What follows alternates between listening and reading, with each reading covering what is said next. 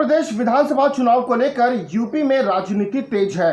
राज्य में योगी आदित्यनाथ बनाम प्रियंका गांधी के बीच का युद्ध चरम पर है। लेकिन इस बीच सोनिया गांधी के संसदीय सीट रायबरेली से कांग्रेस की विधायक अदिति सिंह कांग्रेस से बगावत के मूड में आ गई हैं। अदिति के इन दो ट्वीट्स पर आप जरा गौर कीजिए। लॉकडाउन में प्रियंका गांधी और योगी आदित्यनाथ के बीच जो भी बसों को लेकर विवाद हुआ, उस पर अदिति कहती है कि आपदा के वक्त ऐसे निम्न सियासत की क्या जरूरत। 1000 बसों की सूची भेजी, उसमें भी आधी से ज्यादा बसों का फर्जीवाड़ा। 297 कबाड़ बसें, 98 ऑटो रिक्शा व एम्बुलेंस जैसी गाड़ियां, 68 वाहन बिना कागजात के। ये कैसा क्रूर मजाक है। अगर बसें थी तो राजस्थान, पंजाब, महाराष्ट्र में क्यों नहीं लगाई गई। जबकि अपने दूसरे ट्वीट में अदिति सिंह कहती हैं कि कोटा में यूपी के हजारों बच्चे फंसे थे, तब कहाँ थी ये तथाकथित बसें। तब कांग्रेस सरकार इन बच्चों को घर तक तो छोड़िए, बॉर्डर तक ना छोड़ पाई। तब योगी आदित्यनाथ जी ने रातों रात बसें लगाकर इन बच्चों को घर पहुंचाया। खुद राजस्थान के मुख्यमंत्री ने इसकी तारीफ की थी।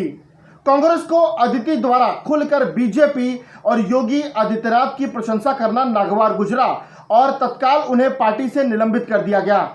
दोस्तों, ऐसा नहीं है कि अदिति कोई पहली बार पार्टी के खिलाफ गई थी। इसके कई उदाहरण हैं। कश्मीर से धारा 370 हटाने का मसला हो या फिर प्रधानमंत्री मोदी की अपील पर कोरोना वॉरियर्स के लिए दिए जलाना हो, कांग्रेस की विधायक अदिति कांग्रेस के स्टैंड से विपरीत चली गईं।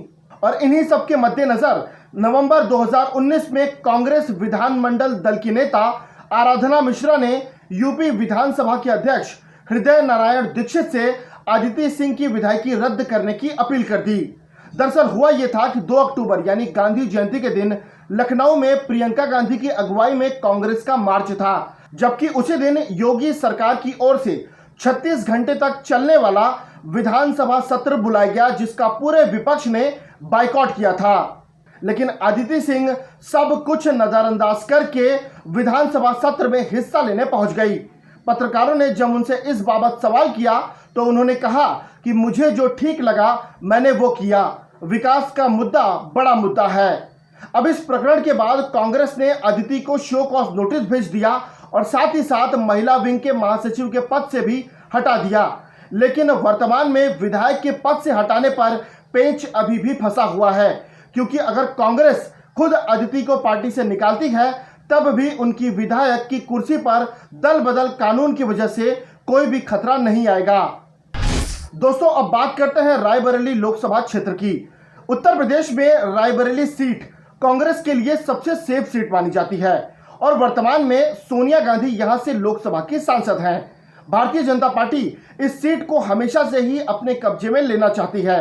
लोकसभा चुनाव 2019 में कांग्रेस ने यहां बहुत खराब प्रदर्शन करते हुए भी 1 लाख के अंतर से भारतीय जनता पार्टी के प्रत्याशी दिनेश सिंह को हराया है। ये वही दिनेश सिंह हैं जो कभी गांधी परिवार के करीबी हुआ करते थे, लेकिन लोकसभा चुनाव से पहले यह भारतीय जनता पार्टी में शामिल हो गए थे। हालांकि वे जीत तो नहीं सके, लेकिन पिछली बार की तुलना में कांग्रेस की जीत का अंतर इस बार घट जरूर गया।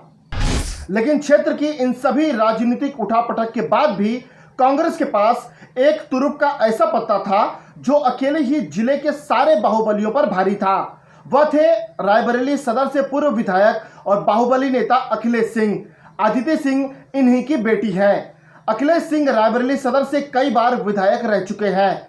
खुद कांग्रेस ने भी उनको हराने के लिए कभी एड़ी चोटी का जोर लगाया, लेकिन वे सफल नहीं हो पाई। बाद में अखिलेश सिंह खुद कांग्रेस में शामिल हो गए, जिसका कांग्रेस को फायदा मिला।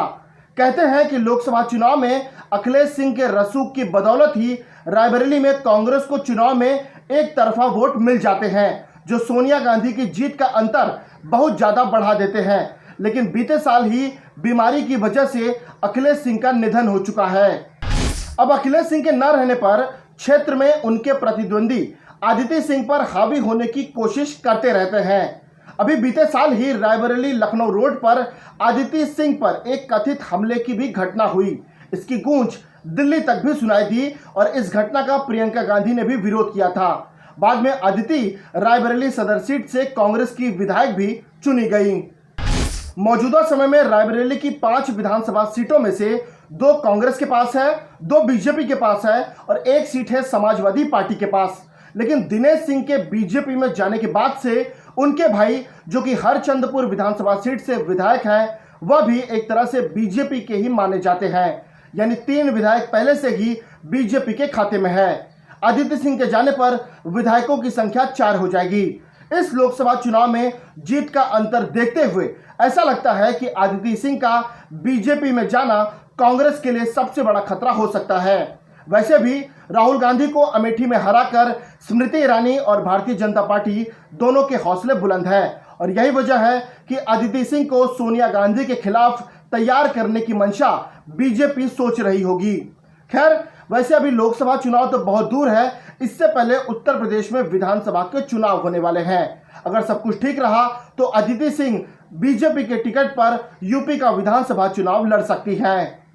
बहरहाल जो भी हो, HW न्यूज आपको सियासत से जुड़ी हर एक छोटी बड़ी खबर देता रहेगा। बने रहिए हमारे साथ। नमस्कार।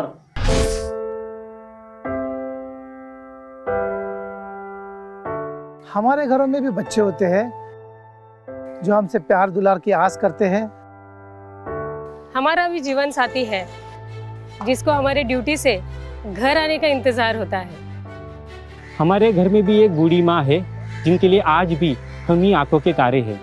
लेकिन हम हमारे घरों में नहीं हैं। आपकी सुरक्षा में कोई कसर न रहे, इसलिए हम अपने प्रियजनों से दूर हैं। हम में से ही कुछ तो अब इतने दूर जा चुके हैं कि वो वापस अपने घरों को लौट भी नहीं पाएंगे।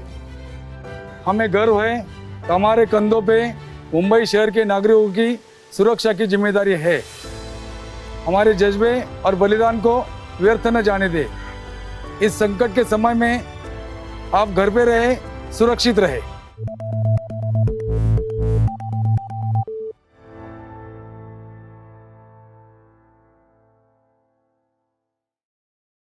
अब खबरें पाइए सबसे पहले हमारे मोबाइल न्यूज एप्लीकेशन पर।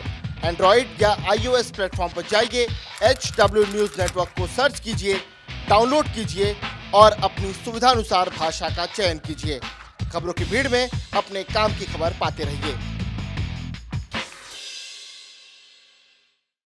अगर आपको हमारा ये वीडियो पसंद आया है तो आप इसे शेयर करें, फेसबुक पर हमारे पेज को लाइक करें, ट्विटर पर हमें फॉलो करें, यूट्यूब पर जरूर सब्सक्राइब करें ताकि आपको हमारे हर खबर की अपडेट मिलती रहे।